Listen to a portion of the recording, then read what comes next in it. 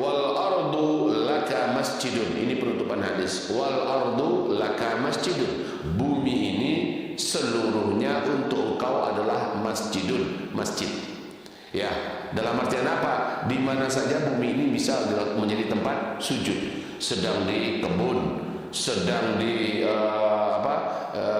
di sawah, kita sedang bahkan sedang berada di kapal yang sedang berlayar, ya, di dalam pesawat, dalam bus, di mana saja kita sedang berada, bumi ini bisa jadi masjid. Berhentilah sebentar, ya, sholat di situ. Kalau kita sedang kerja di kebun, sedang ada di sawah, sedang ada di hutan, sedang ada di medan perang, sedang ada di kota, sedang ada di mana saja, berhenti ketika masuk untuk sholat. Haitsuma adrakatka sholatu fasalli. Di mana saja, kapan saja, ya, kerjakan sholat. Sekarang kita masuk ya kepada kitab kita, Al-Hadithul Awwal, yaitu hadis yang pertama. Al-Masjidul Aqsa Thani masjidin fil ardi. Masjidil Aqsa adalah masjid kedua yang dibangun di muka bumi. Demi Allah, kalau tidak ada info seperti ini dari hadis Nabi yang sahih, maka kita tidak akan pernah tahu. Tapi alhamdulillah ada info dari Rasulullah SAW, dan Rasul itu wa ma yantiqu anil hawa in huwa illa wahyu yuha. Tidak pernah Nabi Muhammad itu menyampaikan sesuai dengan yang diinginkan oleh hawa nafsunya. In huwa illa wahyu yuha. Tidaklah yang disampaikan Nabi kecuali hanyalah wahyu yang diwahyukan kepadanya.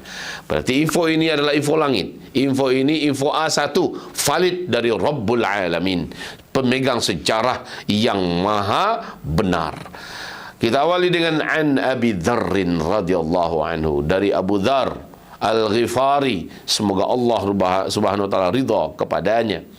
Qala, ia berkata, qultu ya Rasulullah.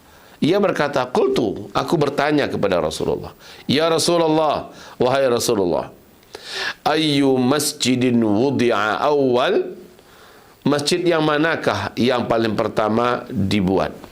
Masjid manakah yang paling pertama dibangun? Maka jawaban Nabi sederhana, singkat, mantap. Qala al-masjidul haram. Masjidul haram, ini yang pertama. Masjidil Haram yang ada di dalam bahasa Al-Quran Bakkah, ya, yang sekarang disebut dengan Mekah. Bi Bakkah al-masjidul haramu. Ini yang pertama. Qultu, aku bertanya lagi kepada Rasulullah sallallahu alaihi wasallam, thumma ayyu, setelah itu apa lagi ya Rasulullah? Qala, Nabi menjawab, thummal masjidul aqsa, kemudian yang kedua adalah Masjidil Aqsa. Ya, baru setelah Masjidil Haram, Masjidil Aqsa. Saudara sahabat tercinta, tentu saja nanti ada perbedaannya. Pertama, beda bentuknya, beda besarnya, ya, beda wilayah kawasannya, dan beda jarak lama tahun dibangunnya. Yang ini tahun berapa, yang ini tahun berapa, berapa lama jarak di antara keduanya dibangun, dan siapa yang membangunnya, ya, siapa yang membimbing pembangunan ini, ya, bahan-bahannya dari apa saja, beda masing-masing. Dan juga dalam sejarah, manakah yang paling sering didatangi, dikunjungi oleh para utusan-utusan Allah Subhanahu wa taala, maka dengan bulat, dengan tegas dan padat kami katakan, yang paling sering dikunjungi hampir oleh seluruh nabi dan Rasul Allah Subhanahu wa taala adalah Masjidil Aqsa. Tamam, mari kita lanjutkan hadisnya. Qultu kam kana bainahuma, ya Rasulullah, kata Abu Dzar Al-Ghifari, berapa jarak pembangunan yang pertama Masjidil Haram ini selesai dengan pembangunan Masjidil Aqsa itu? Berapa jaraknya antara Masjidil Haram dengan Masjidil Aqsa dibangun itu, berapa jaraknya? Nabi menjawab, qala arba'una. Di hadis yang lain, arba'una sanatan, 40 tahun. Jadi yang membangun siapa? Nabiullah alaihi salam, Nabiullah Adam. Ini yang pertama yang membangun Masjidil Haram, ya, Masjidil Haram. Nanti Masjidil Aqsa bagaimana? Masih Nabi Adam dibangun Masjidil Aqsanya. Tapi nanti Nabi Ibrahim datang lagi Oh, bukan Nabi Ibrahim, Buya. Kami sudah jelaskan sebelumnya bahwa Nabi Ibrahim hanya mengulangi kembali pembangunan yang sudah dibangun oleh nenek moyangnya, yaitu Nabi Adam alaihissalam. Sebagai bapaknya para nabi, Nabi Ibrahim ini membangun ulang Ka'bah atau Masjidil Haram yang telah tergerus oleh zaman, telah hancur oleh waktu, dan juga ada memang penjahat-penjahat yang sengaja merubuhkan dan meruntuhkannya. Sehingga diperintahkan oleh Allah kepada Nabi Ibrahim kembali bangun. Sebagaimana hampir banyak nabi-nabi juga membantu mengulang kembali pembangunannya, tetapi menyempurnakan. Nah, Nabi Muhammad saat beliau diutus, beliau juga disuruh oleh Allah kembali sempurnakan bangunannya, dan Nabi pun melakukan. Summa qala, lalu berkatalah kembali Rasulullah sallallahu alaihi wasallam, haitsuma adrakat kas-shalah fasalli. Di mana saja engkau mendapatkan waktu solat masuk, laksanakan solat. Oh, kalau begitu solat kita enggak hanya di Masjidil Haram, Masjidil Aqsa, di mana saja, di mana saja.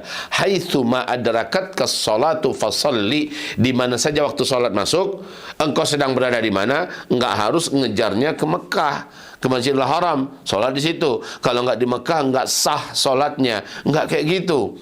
Di mana saja, kalau engkau sedang berada di Masjidil Aqsa, solat di sana. Sedang berada di luar Mekah dan Madinah, di luar Masjidil Aqsa Palestina, maka tetap waktu solat masuk, solat. Salat, karena kita hanya diperintahkan oleh Allah Subhanahu wa taala mengerjakan salat, tidak harus di depan Ka'bah, tidak harus di Masjidil Aqsa. Walaupun tentu ada perbedaan nilai di mata Allah Subhanahu wa taala untuk orang yang salat di Masjidil Aqsa dan orang yang salat di Masjid An-Nabawi, orang yang salat di Masjidil Haram apalagi.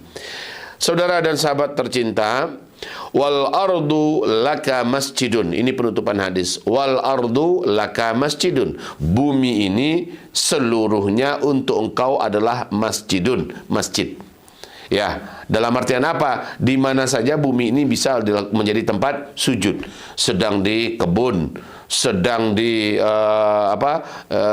di sawah, kita sedang di, bahkan sedang berada di kapal yang sedang berlayar, ya, di dalam pesawat, dalam bus, di mana saja kita sedang berada, bumi ini bisa jadi masjid. Berhentilah sebentar, ya, sholat di situ. Kalau kita sedang kerja di kebun, sedang ada di sawah, sedang ada di hutan, sedang ada di medan perang, sedang ada di kota, sedang ada di mana saja, berhenti ketika masuk waktu salat. Haitsuma adrakatka sholatu fasalli. Di mana saja, kapan saja, ya, kerjakan salat.